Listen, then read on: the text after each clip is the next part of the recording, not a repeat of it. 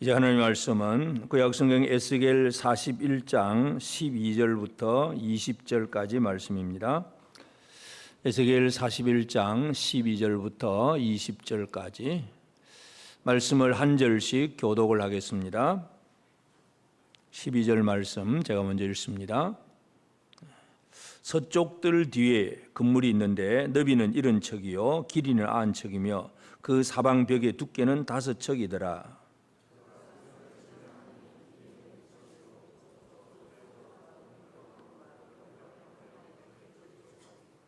성전 앞면의 너비는 100척이요 그 앞 동쪽을 향한 뜰의 너비도 그러하며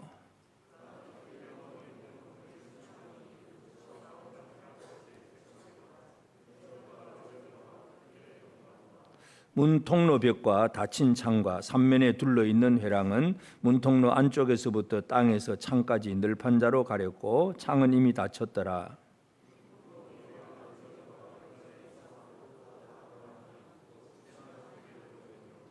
늘판자에는 그룹들과 종려나무를 새겼는데 두 그룹 사이에 종려나무 한 그루가 있으며 각 그룹에 두 얼굴이 있으니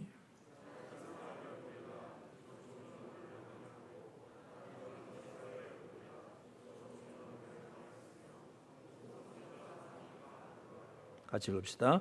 땅에서부터 문 통로 위에까지 그룹들과 종려나무들을 새겼으니 성전벽이 다 그러하더라. 아멘. 우리 하나님의 은혜가 온 성도들에게 가득하기를 바랍니다. 우리는 이 에스겔을 통해서 하나님께서 하늘의 환상, 성전의 환상을 보여주셨고, 그래서 우리는 이 성전에 대한 환상을 에스겔의 그 기록된 말씀을 통해서 지금 우리가 성전 투어를 하고 있는 중입니다. 좀 잘 보셨습니까? 문으로 들어와서 계단에 올라서 문에 들어와서 뜰에 이르고 또 계단 올라서 안문으로 또 들어와서 안뜰에 보고 그 다음에 북쪽의 문들도 보고 방들도 보고 또 성전 건물 재단과 그리고 앞에 있는 현관, 지성소, 성소 그리고 그 건물 밖을 빙 둘러싸여 있는 그 방들 여러 가지 많은 구조들을 지금 우리가 다 살펴보았습니다. 여러분 머릿속에서 이게 다 남아 있어야 되는데 얼마나 남아 있을는지는 모르겠습니다. 하여튼 우리는 성경을 통해서 기록된 하늘 성전, 이 성전에서 이제 오늘 이제 41장 12절부터 마지막 20절까지 말씀, 이제 이 성전 건물, 그러니까 성소와 지성소가 있는 건물 서쪽 뒷뜰이 또 하나 있습니다. 뒷뜰에 건물이 하나 있는데 그 뒷뜰 건물이 너비가 70척이고 길이는 90척이며, 그래서 이 뒷뜰에 있는 건물, 이것은 모세의 성막에도 이런 구조는 없었고 솔로몬 성전에도 이런 구조가 없어요. 하늘 성전에만 특별하게 생겨난 그런 구조입니다. 그래서 이 건물이 있다 하는 얘기만 하고 그 크기 70척과 또 너비가 70척, 길이가 90척 이렇게 크기만 얘기를 하고 이 건물의 용도는 우리가 알 수가 없습니다. 그러나 하나님께서 왜 이렇게 이 건물을 만들어 놓으셨는가? 아무 의미 없이 그냥 모든 것을 만들어 놓으신 분이 아니기 때문에 우리는 그 의미에 대해서 우리가 좀 더 상상력을 발휘할 필요가 있습니다. 오늘은 이제 그동안에 이제 그 성소나 지성소나 또는 골방들 이런 것들은 적어도 솔로몬 성전 때까지도 다 있었던 것들이기 때문에 그것에 대한 의미를 우리가 쉽게 이해를 할 수가 있지만 성전 뒷뜰에 있는 서쪽 건물, 이것은 이해를 할 수가 없습니다. 그냥 건물이 하나 있다. 큰 건물이에요. 그래서 너비가 70척이다. 그러니까 이 너비가 70척이면 적어도 이 폭이 한 50m가 됩니다. 그리고 길이는 90척입니다. 그래서 90척이면 거의 뭐 100m 가까이 될 정도로 아주 긴, 그래서 큰 건물입니다. 아주 엄청난 큰 건물.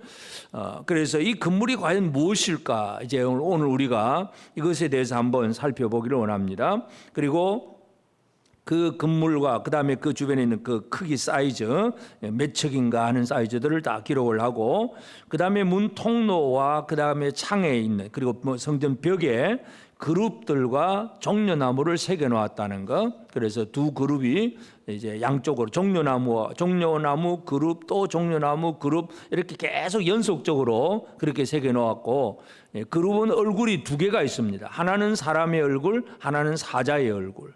그러면서 사자의 얼굴은 이쪽 종려나무를 쳐다보고 사람의 얼굴은 이쪽 종려를 쳐다보고 또 옆에 천사도 마찬가지죠. 계속. 그러니까 그룹 사이에 있는 종려나무 이런 모습들을 오늘 우리가 살펴보면서 그래서 오늘 우리는 서쪽 뜰 뒤 건물에서 서쪽 뜰 뒤 건물 이 건물에서 과연 우리는 무엇을 생각해야 될까 오늘 이 부분을 한번 살펴보기를 원합니다.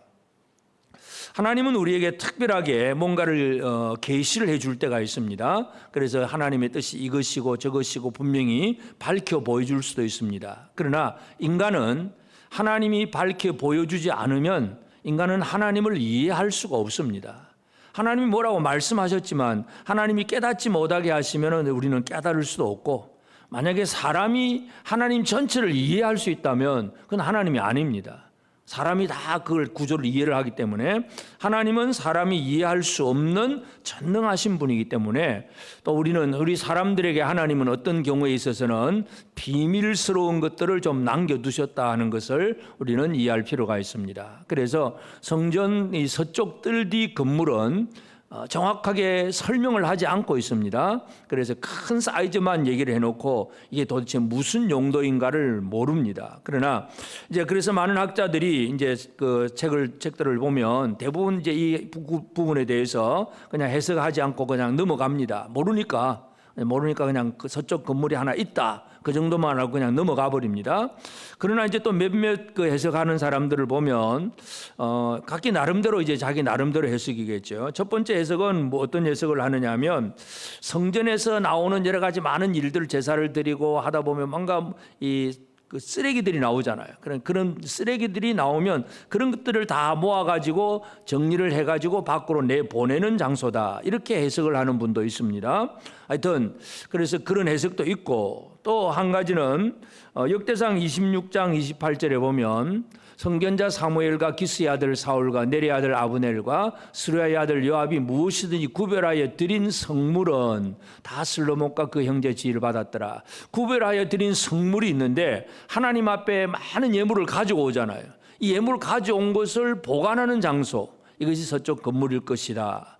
물론 이제 솔로몬 성전에도 이게 있었다면 그게 또 좀 합당한 것이 되겠는데, 그냥 솔로몬 성전에 다른 방들은 있는데 이렇게 성물을 보관하는 그런 장소는 아주 정확하게 나타나지 있지 않고, 에스겔 성전에도 그냥 우리는 이 큰 건물을 얘기하면서 과연 이것이 하나님 앞에 백성들이 드린 예물들, 성물들, 거룩하게 구별해서 드린 성물을 보관하는 장소일까? 이제 우리가 그것도 한번 생각을 해봐야 됩니다. 이게 전부 추측의 어떤 영역입니다. 이게 옳다 그르다 얘기가 아니라 이렇게 생각할 수도 있고 저렇게 생각할 수도 있도록 하나님이 그냥 그렇게만 해놓으신 거예요. 이건 뭐다고 설명을 딱 해놓지 않고 큰 건물 하나만 있다, 이것까지만 말씀하셨기 때문에 우리는 이걸 보면서 야, 이거는 뭘 거다, 무엇일 거다 하는 그냥 추측만 하게 됩니다.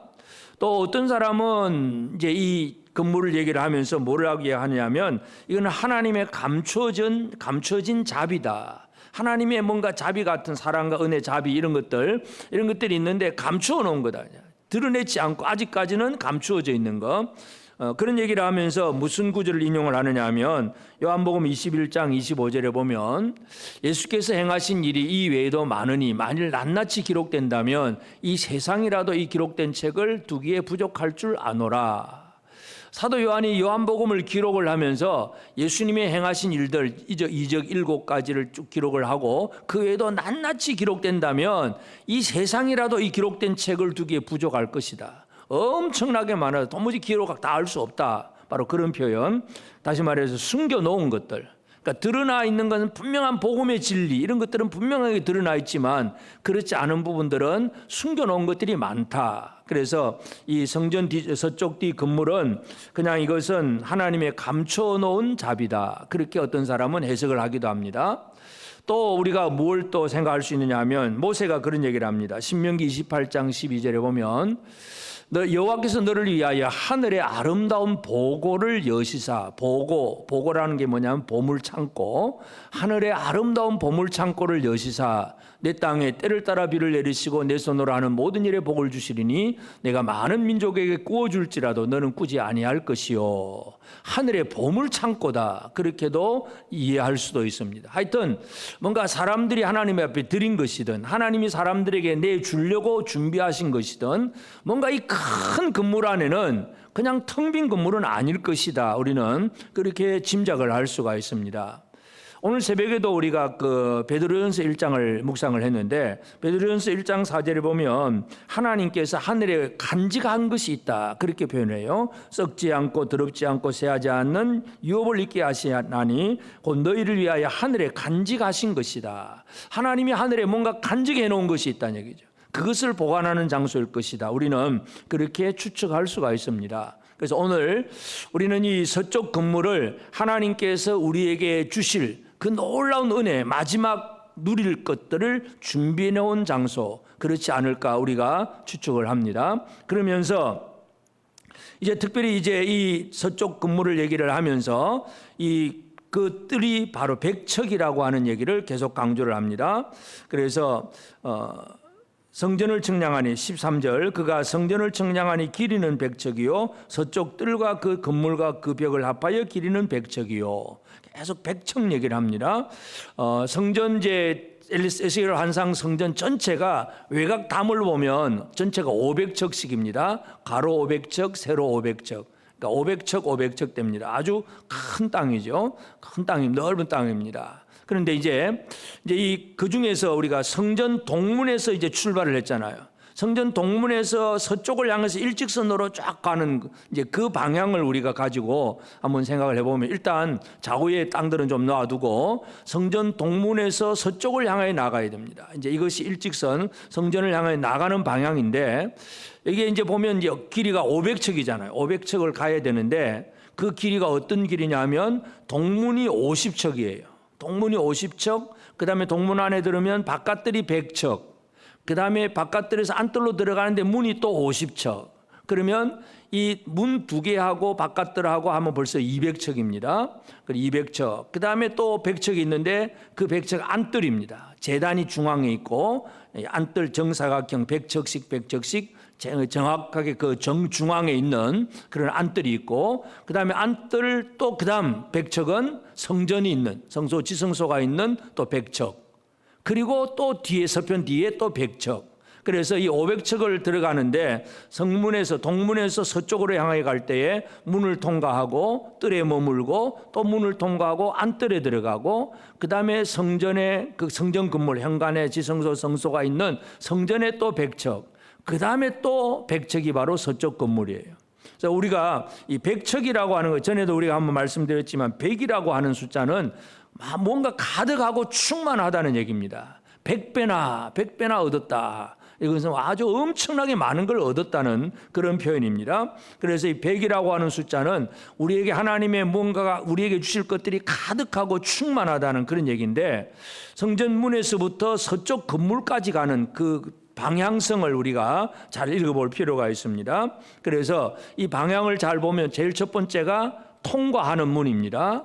우리가 그 문을 통과를 해야 되잖아요. 문지기 방들이 있는 그 문을 통과하는데 50척. 그 다음에 바깥뜰에 들어가죠. 바깥뜰에 들어가면 거기는 이제 머무는 곳.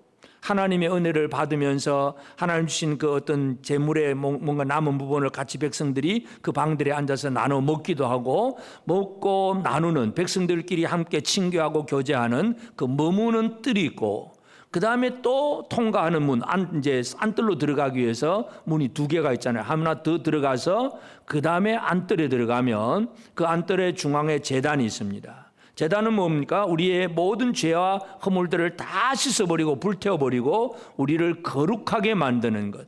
거룩함이 이루어지는 장소가 바로 이 성전의 핵심 가장 중앙의 자리입니다. 거룩하게 이루어진 다음에 그 다음에 이제 하나님을 만나는 장소, 지성소와 성소가 있는 그 건물로 들어갑니다. 그러니까 사람들이 문을 통과해서 머무는 뜰에 있고 그 다음에 거룩함에 이르는 안뜰로 들어가고 그 다음에 하나님을 만나는 장소, 이 성소와 지성소가 있는 장소로 들어갔고 그 다음에 하나님을 만난 다음에 그럼 뭘 해야 될까요? 이게 이제 서쪽 건물의 핵심 열쇠입니다. 요한일서 1장 3절에 보면 사도 요한이 이런 얘기를 합니다. 우리가 보고 들은 바를 너희에게도 전함은 너희로 우리와 사귐 있게 하려 함이니 우리의 사귐은 아버지와 그의 아들 예수 그리스도와 더불어 누림이라. 사귐, 코이노니아, 하나님과의 사귐. 다시 말해서 이 큰 건물을 생각을 해볼 때에 쉽게 말해서 그냥 큰 잔치를 벌이는 장소다. 그렇게도 우리가 이해를 할 수가 있겠습니다. 하여튼 하나님 성소와 지성소에서 하나님을 만났습니다. 하나님과의 관계가 완전하게 회복이 되었습니다. 이 하나님과의 관계가 회복되었으면 이거 쉽게 말해서 우리가 구원받았다는 그런 얘기인데 구원 이후의 삶이 뭐냐? 그럼 바로 하나님과의 사귐, 하나님과의 교제, 코이노니아의 생활입니다. 여러분 하나님과 잘 사귀고 계십니까? 잘 사귀고 계세요? 뭐 하나님과 사귀는 게 더 잘 되십니까? TV 앞에 앉아 있거나 그냥 핸드폰 쳐다보는데 더 바쁘십니까? 하나님과 사귀는 일을 사귀는 일이 잘 됩니까? 세상 사람들과 친구들하고 사귀는 일이 잘 되십니까? 게임과 사귀는 게 즐겁습니까? 하나님과 사귀는 게 즐겁습니까? 예수 믿고 구원은 받았는데 교회는 다니는데 하나님과의 사귐이 안 되는 경우가 있잖아요. 이게 가장 큰 문제예요. 마지막 결론, 우리가 하나님 앞에 은혜 받고 구원 받았으면 그때부터 늘 매일매일 하나님과 동행하는 생활, 하나님과의 고이노니아가 이루어지는 교제하는 생활, 하나님과 사귐의 삶이 날마다 있어야 되는데 이 일을 잘 못하는 것이 오늘 우리의 실상이기도 합니다. 하여튼 이 성전의 구조를 보면 동문으로 해서 서쪽으로 쫙 이제 일직선으로 가는 그 구조가 바로 통과를 하고 머물고 거룩함을 이루고 하나님과의 만남, 그 다음 장소, 이게 바로 서쪽 건물입니다. 그래서 저는 그렇게 해석을 합니다. 이 건물이 바로 하나님과의 사귐의 장소. 물론 거기에는 많은 것들이 준비되어 있겠죠. 우리를 위해서 하나님께서 엄청난 것들을 준비해 놓고 계실 겁니다. 그것에서 오늘 우리는 뭔가를 누릴 수 있고 기쁨을 누릴 수 있고 하나님의 놀라운 은혜를 체험할 수 있는 그런 곳이 있습니다. 이 성전 건물 전체가 바로 예수 그리스도를 상징하기 때문에 우리는 예수 안에서 이 하나님과의 사귐을 통해서 놀라운 은혜를 누릴 수 있다는 사실, 이것을 이해를 할 수가 있는데, 그러면 이제 이 하나님과의 사귐이라고 하는 것이 어떤 것이 가장 이제 중요한 거냐 하는 것은 이제 오늘 이 본문 속에서 보면 그 서쪽 건물 얘기하고 그 다음에 그 사이즈 백척 얘기하고 그 다음 바로 이어서 무슨 얘기를 하느냐 하면 이제 벽에 새겨진 그룹들과 종려나무 이야기를 합니다. 15절 보면 그가 뒷뜰 넘어 있는 건물을 청량하니 그 좌우편 회랑까지 백척이더라. 바로 이어서 내전과 외전과 그 뜰의 현관과 문통로벽과 닫힌 창과 그러면서 계속해서 그 모든 이제 늘판자들을 창을 다 닫아놓고 닫힌 창에 늘판자가 다 있고 그 늘판자와 벽에 그룹들과 종려나무를 새겨 놓았습니다. 근데 그룹들과 종려나무가 어떤 모습으로 새겨져 있느냐 하면 그룹이 종려나무를 쳐다보는 그런 방식으로 새겨 놓았습니다. 종려나무에 대해서는 전에 말씀드렸죠. 종려나무는 하나님의 백성의 상징입니다. 하나님 백성 종려나무 기억나십니까?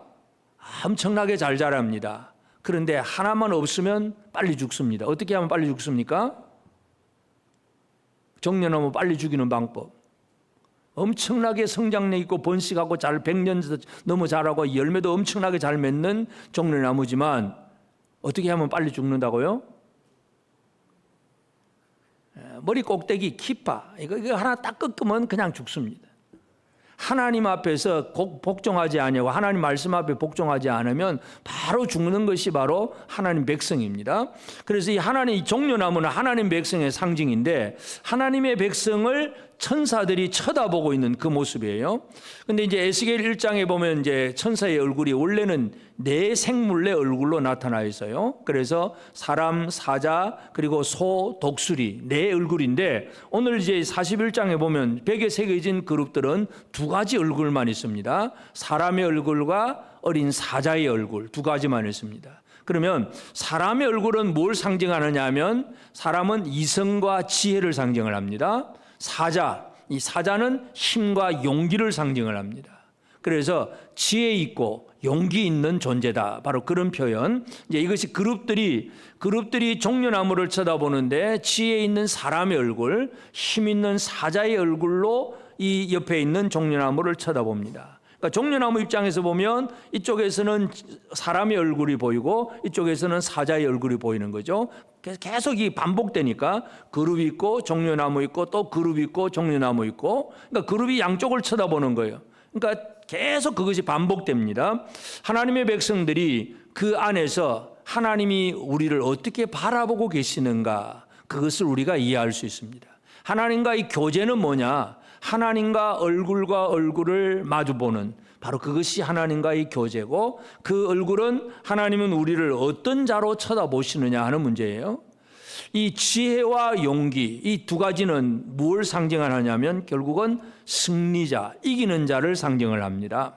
그래서 하나님 백성들의 삶은 어떤 삶이냐면 요한계시록 17장 14절에 보면 그들이 어린 양과 더불어 싸우려니와 어린 양은 만주의 주시요 만왕의 왕이시므로 그들을 이기실 터이요 또 그와 함께 있는 자들, 그러니까 어린 양과 함께 있는 자들 곧 부르심을 받고 택하심을 받은 진실한 자들도 이기리로다. 어린 양이 이기고 어린 양과 함께 있는 그런 사람들, 하나님의 백성들도 이기리로다. 성도들이 이기는 자라는 얘기입니다. 여러분은 이기는 자입니다. 죄와 사망의 권세를 이기는 자들입니다. 사탄의 권세를 이기는 자들입니다. 믿으십니까? 사탄이 두려워서 벌벌 떠는 사람이 아니고 사탄의 유혹에 그냥 사탕 하나 주니까 그냥 콜랑 유혹당하는 그런 존재가 아니라 사탄을 이기는 존재라는 사실을 우리는 기억을 해야 됩니다. 그래서 이 천국의 벽에, 이 성전의 벽에 이 종려나무를 쳐다보는 천사 그룹들은 사람과 사자의 얼굴로, 지혜와 용기의 얼굴로 이기는 자를 쳐다보는 그런 그룹이다. 우리는 그렇게 이해할 수가 있습니다. 그래서 오늘 우리는 이 에스겔 41장 이 본문 속에서 성전 뒷뜰에 있는 그 건물의 의미가 무엇일까, 우리가 이걸 추측을 하면서 그 하나님과의 그 사귐 속에서 특별히 하나님께서 우리에게 강조하시는 것은 하나님은 우리를 쳐다보고 계신다. 지금도 하나님 여러분을 쳐다보고 계십니다. 옆 사람에게 한번 얘기합시다. 하나님은 당신을 지금도 쳐다보고 계십니다. 하나님이 쳐다보는데 딴짓하고 있을게요? 하나님은 쳐다보는데 나는 하나님을 외면하면 되겠습니까? 하나님과 마주 대하는 얼굴, 이게 고이노니아예요. 진짜 하나님과의 사귐은 서로 얼굴과 얼굴을 대하는 생활, 이게 이루어져야 됩니다. 그래서 이러한 일들이 완성되는 것은 바로 이 성전 건물은, 천국의 성전 건물은 없습니다. 예수 그리스도가 성전입니다. 그렇기 때문에 이 예수 그리스도 안에서 이 모든 일들이 어떻게 이루어지느냐, 이제 우리가 이것을 생각을 잘 해야 됩니다. 예수님은 오늘 우리를 위해서, 제자들을 위해서, 교회 성도들을 위해서 지금도 하늘에서 뭔가 준비하고 계십니다. 제자들에게 분명히 약속을 하셨어요. 요한복음 14장 2절에 보면 내 아버지 집에 거할 곳이 많도다. 그렇지 않으면 너희에게 일렀으리라. 내가 너희를 위하여 거처를 예비하러 가노니. 너희를 위한 거처, 너희가 거할 처소를 예비하러 가겠다. 예수님이 제자들에게 그렇게 말씀하신 거예요. 바로 이것은 십자가를 지고 이제 세상을 떠나지만 그건 그냥 내가 없어지는 게 아니라 너희를 위하여 거처를 예비하러 가는 거야, 이 얘기를 하시는 거예요. 이 얘기는 뭐냐 하면 신랑과 신부가 결혼 서약을 하고 우리 이제 그럼 이제 결혼하자 딱 정혼을 한 다음에 신랑은 이제 자기 집으로 돌아갑니다. 돌아가서 하는 일이 뭐냐 하면 신부가 거처할 집을 1년 동안 만듭니다. 그러면서 집도 만들고 그 안에 인테리어도 하고 다 잘 꾸미잖아요. 그리고 이제 대부분 한 1년 후에 와서 신부를 이제 모시고 갑니다. 그게 이제 새로운 살림살이가 시작되는 거죠. 그러면 예수님께서 우리를 위하여 거처를 예비한다. 우리의 거처는 어떤 곳일까요? 몇 평 아파트 이런 그 사이즈 그 얘기가 아니라 이 거처가 어떤 것일까요? 신랑과 신부가 신혼 살림을 할 수 있는, 사랑이 깨가 달달달달 볶아지는, 깨내 아주 고소하고 사랑이 넘치는 바로 그런 곳. 여러분에게 준비되고 있는 곳이 어떤 거처라고요? 주님의 사랑이 가득한 곳, 그 영광에 참여하는 곳. 이것이 바로 주님이 지금도 우리를 위하여 거처를 준비하고 계세요. 그래서 이 성전 뒤쪽 건물은 바로 우리를 위하여서 뭘 준비하고 계시는 주님의 그 사역이 무엇인가를 우리가 바라보게 합니다. 그래서 우리는 그 신랑이 이제 그렇게 정혼을 하고 이제 자기 집으로 가서 거처를 마련하러 가잖아요. 그때부터 신부는 뭘 할까요? 신부는 상상력을 가지고 살아갑니다. 요즘 같이서는 뭐 스마트폰 모드 영상 통화도 하고 뭔가 다 하겠지만 옛날 고대 그런 게 있습니까? 내가 갔다 올게 하면 그때부터 신부는 어떻게 해요? 자기 물로 몸 관리를 철저하게 하죠. 하면서 내가 갈 집이 어떤가? 내가 갈 집은 어떤 모습일까? 꿈꾸고 상상하고 늘 바라보게 되잖아요. 여러분은 천국을 바라보고 계십니까? 여러분이 갈 곳을 지금도 바라보고 계세요? 내가 앞으로 천국 가면 그곳은 어떨까? 그건 어떨까? 이 상상력의 날개를 여러분 좀 펴시기 바랍니다. 하나님은 서쪽 건물 하나 딱 있다고 말씀하여요. 그 다음에는 상상에 맡겨놓은 거예요. 여러분이 꿈꾸는 만큼 주님은 이루어 주십니다. 그곳은 사랑이 넘치는 곳이고 영광과 기쁨이 넘치는 곳입니다. 신랑이 준비하러 가고 나면 신부는 상상을 품고 상상력을 가지고 내가 가야 될 곳이 어딘가 어떤 곳일까 늘 꿈꾸며 살아가게 되어 있습니다. 이 땅에서 잘 먹고 잘 살려고 애를 쓰지 말고 주님이 준비하신 거처가 내게 얼마나 놀랍고 아름답고 멋있을까 좀 꿈꾸며 사는 성도들이 되기를 바랍니다. 세상 사람들이 이 세상에서 꿈꾸는 건 많이 있잖아요. 집을 좀 평수를 크게 하고 주식 투자해가지고 한꺼번에 뭔가 좀 많이 좀 돈 좀 벌고 뭔가 해보고 막 꿈을 많이 꿔요. 그러다가 아마 잘 되는 사람도 있기도 하지만 또 안 되는 사람이 대부분이기도 하고. 그러나 진짜 우리가 꿈꿔야 될 것, 전혀 망하지 않는 꿈, 예수 그리스도를 바라보는 꿈입니다. 주님이 나를 위하여서 거처를 예비하고 간다. 그렇게 있다는 사실을 우리가 꼭 기억하시기를 바랍니다. 그래서 예수님은 이제 거처를 예비하러 가신다고 또 표현을 했고, 그 다음에 또 예수님 제자들에게 뭐라고 말씀하시냐 하면, 그 제자들이 이제 성령을 받고 사역을 하게 될 것인데, 사역을 하게 되면 예수님이 하신 일들도 하고 보다 더 큰 일도 하게 될 것이다. 그렇게 약속을 합니다. 요한복음 14장 12절에 보면 내가 진실로 진실로 너에게 이르노니 나를 믿는 자는 내가 하는 일을 그도 할 것이요 또한 그보다 큰 일도 하리니 이는 내가 아버지께로 감이라. 예수님께서 제자들에게 제자를 나를 믿으면 내가 하는 일을 하게 될 것이고 그보다 더 큰 일도 하게 될 것이다. 여러분 예수님의 제자들은 예수를 따라다닌 사람들이니까 예수님이 하셨던 일을 잘 알고 있어요. 보고 듣고 느끼고 늘 이제 막 어떤 때는 믿음이 없어 책망도 받기도 하지만 하여튼 예수님 하신 놀라운 일들, 병도 고치고 귀신 쫓아내기도 하고 뭐 바람과 물결을 잔잔하게 하기도 하고 뭐 죽은 나사로를 살리기도 하고 이 놀라운 일들을 체험을 했어요. 알아요. 그런데 예수님의 약속이 뭐예요? 그보다 더 큰 일도 할 것이다. 그게 뭘까요? 그게 뭘까요? 여러분의 상상에 맡깁니다. 그게 뭘까요? 오늘 우리는 주님이 우리에게 상상하게 하시는 주님이라는 사실을 기억을 해야 됩니다. 분명히 너희는 병도 고치고 귀신 쫓고 이거 할 거야, 이거 했어요. 그러면 그 일만 하면 되는 것 같아. 근데 예수님의 약속은 그보다 큰 일도 하리니, 그보다 큰 일도 할 것이다. 그래서 우리가 이 그보다 큰 일이 무엇인가는 개인적으로 주님이 주시는 은혜대로 받게 되는데, 예를 들어서 사도 바울의 그 사역을 한번 보면 바울이 그런 얘기를 합니다. 고린도후서 12장 4절에 보면 그가 낙원으로 이끌려가서 말로 표현할 수 없는 말을 들었으니 사람이 가히 이르지 못할 말이로다. 바울이 이 땅에서 열심히 복음을 전하다가 돌 맞아 죽어요. 돌을 맞아 죽는데 그러다 그 순간 바울은 셋째 하늘에 이끌려 갑니다. 셋째 하늘. 유대인들은 첫째 하늘, 둘째 하늘, 셋째 하늘을 구분합니다. 첫째 하늘은 이 우리가 숨쉬는 대기권, 새들이 날아다니는 곳. 둘째 하늘은 해와 달과 별들이 있는 곳, 우주권. 그 다음에 셋째 하늘은 하나님이 계시는 곳, 낙원이에요, 낙원. 그래서 그가 낙원으로 이끌려 갔어요. 천국 간 거예요, 바울이. 천국 가서 어떤 체험을 하느냐 하면 말로 표현할 수 없는 말을 들었으니 사람이 가히 이르지 못할 말이로다. 흉내를 낼 수조차 없을 정도로 너무나 놀라운 말을 들었어요. 너무나 좋고 은혜되고 뭐 너무너무 좋긴 한데 내가 표현도 못하겠다. 바울은 그렇게 얘기를 합니다. 예수님이 더 큰 일을 말씀하셨을 때에 바로 이러한 일들입니다. 지금까지 우리가 체험해보지 못했던 놀라운 일들이 기다리고 있습니다. 기대가 되십니까?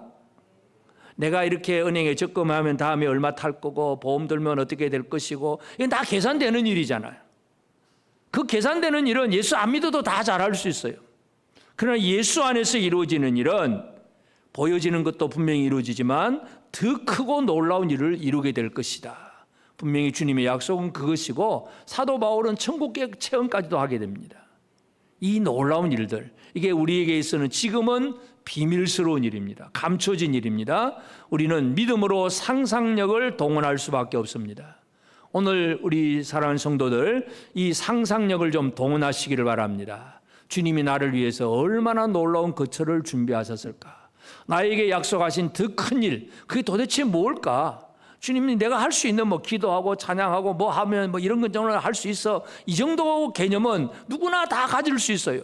그런데 그보다 더 큰 일을 할 수 있다는 게 도대체 뭘까? 기대하며 살아가는 성도들이 되어지기를 바랍니다. 이건 예수님의 약속입니다. 더 큰 일도 하리니 예수님 분명히 약속을 해주셨어요. 이것이 바로 우리에게 감춰진 주님의 그 놀라운 은혜라는 사실을 기억을 해야 됩니다. 그러면서 결국은 예수님이 모든 사역을 이루심으로 우리가 하나님과 대면하는 그런 자리에 나아갈 수 있도록 이끌어 주시는 분이 바로 예수 그리스도께서 하시는 일입니다. 우리가 예수를 영접하면, 하나님 주의 이름을 영접하면, 믿는 자, 그 이름을 영접하는 자는 하나님의 자녀가 되는 권세를 주셨으니 예수를 영접하면 하나님의 자녀가 돼요. 예수가 우리 안에 들어오시면 우리는 하나님의 자녀가 되는 거예요. 그럼 하나님의 자녀가 되었다는 표현은 뭐냐면 요한일서 3장 2절에 보면 사랑하는 자들아 우리가 지금은 하나님의 자녀라 장래에 어떻게 될지는 아직 나타나지 아니하였으나 아직은 잘 모른다. 그러나 그가 나타나시면, 예수님이 나타나시면 우리가 그와 같을 줄을 아는 것은 그의 참모습 그대로 볼 것이기 때문이니, 이 마지막 때 예수님께서 우리에게 주신 놀라운 은혜, 우리가 하나님의 자녀가 되고, 그러면 지금은 아직 나타나지 않았지만 예수님이 나타나시면 우리가 그와 같을 줄 아는 것은, 우리는 어떤 모습으로 변화된다고요? 누구처럼? 예수님처럼. 옆 사람에게 한번 얘기합시다. 당신 예수님처럼 변합니다. 이 세상에서는 지금도 흑백이나 인종차별이라든지 아니면 빈부귀천의 차별이라든지 그래가지고 힘 있는 자가 힘 없는 자를 억누르고, 이 세상이 그렇잖아요. 지금도 많은 차별과 이런 것들이 많아요. 그러나 천국 가는 그날, 주님 앞에 서는 그날에 우리가 어떤 모습이 되느냐? 주와 같게 됩니다. 주님과 같아요. 그러니까 결국은 어떻게 됩니까? 그의 참 모습을 그대로 본다는 얘기죠. 예수님과 직접 대면하고 영광과 영광의 얼굴을 대면하게 됩니다. 모세가 시내산에 올라갔을 때에 물론 하나님의 얼굴을 볼 수는 없어요. 하나님의 등만 보고 지나간 다음에 등만 보았지만 그만해도 모세의 얼굴에 광채가 났어요. 광채가. 백성들이 모세 얼굴에 광채 때문에 모세 얼굴을 쳐다볼 수 없었어. 그럴 정도로 뭔가 대면한다는 것은 우리가 그만큼 변화되는 거예요. 예수님으로 말미암아 우리는 주님의 얼굴을 그 모습, 그 참모습 그대로 볼 수 있도록 우리를 변화시켜 주신다는 사실, 이것을 우리가 이해할 수 있습니다. 그래서 우리가 진짜 이 땅에서 제대로 살면 마지막 결론이 뭐냐 하면 주님과 대면하는 생활이잖아요. 사도 바울이 고린도전서 13장에 사랑장을 얘기하면서 고린도전서 13장 12절에 보면 우리가 지금은 거울로 보는 것 같이 희미하나 그때는 얼굴과 얼굴을 대하여 볼 것이요 지금은 내가 부분적으로 아나 그때는 주께서 나를 아신 것 같이 내가 온전히 알리라. 지금은 거울로 보는 것 같이 희미하다. 여기서 이제 거울 그러면 아니 거울 잘 보이는데요 그러지 마세요. 옛날 이 사도 바울 시대의 거울은 청동 거울 그런 것들이에요. 그러니까 막 잘 닦아놓으면 약간 희미하게 비춰집니다. 요즘 유리 거울처럼 아주 정확하게 보이는 게 아닙니다. 희미해요. 정확하게 잘 안 보입니다. 그냥 대충 사람 모습 이런 거구나 그런 정도로 보이는 거울입니다. 그래서 거울을 보는 것 같이 희미하다 그렇게 표현합니다. 그러나 마지막 때 그때는 얼굴과 얼굴을 대하여 볼 것이요 주님의 참모습을 대하여 볼 것이고 내가 부분적으로 아니지만 그때는 주께서 나를 아신 것 같이 내가 온전히 알리라. 여러분 이게 사랑으로 이루어지는 일이에요. 믿음, 소망, 사랑 세 가지는 항상 있을 것인데 그중에 제일은 사랑이라. 그러면서 사랑의 결론이 뭐냐?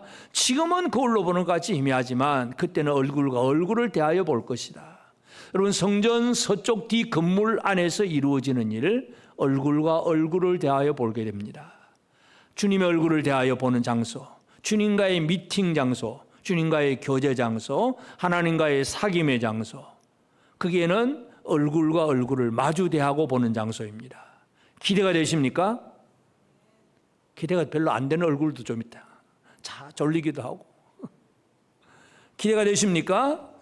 주님을 만날 기대를 가지고 살아가는 우리가 되어지길 바랍니다.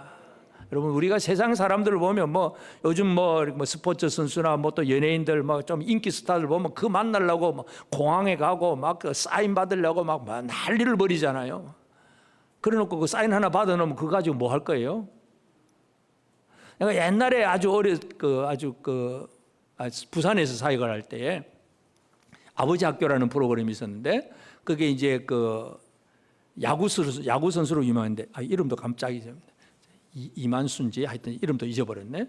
그때는 유명했어요. 근데 그분이 이제 아버지 학교에 그 스텝으로 섬기더라고요. 그래서 사람들이 다 사인을 받아요. 그래서 나도 하나 사인 하나 해주세요. 해서 받았어요. 근데 그거 어디 있는지도 몰라 지금. 이름도 잊어버렸어요. 여러분 사람과 사람 사이는 그런 거예요. 그냥 아무리 지금 좋아 보이고 그래도 아무 의미가 없어요. 주님과 주님 얼굴을 대하여 보는 것 이것만이 가장 중요한 일입니다. 오늘 우리는 이 예수님께서 우리에게 주신 은혜가 어떤 놀라운 은혜인가를 기억해야 됩니다. 그래서 이제 오늘 우리는 이 서쪽 건물, 이 건물의 의미를 다시 한번 우리는 상상을 하면서 그래서 우리가 할 일이 뭐냐? 감춰진 하나님의 그 보물 이것을 우리가 바라보면서 상상하면서 우리가 살아가야 될 삶은 어떤 삶을 살아가야 되느냐?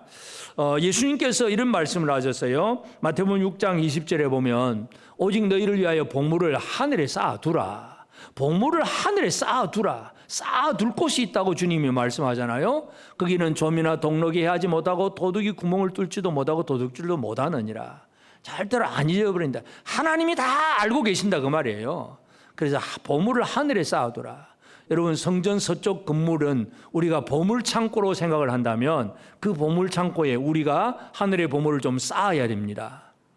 보물 좀 쌓았겠습니까? 안 쌓겠습니까? 무엇으로 보물을 쌓을까요? 보물이라고 하는 것은 영원한 가치를 가진 것을 보물이라고 합니다.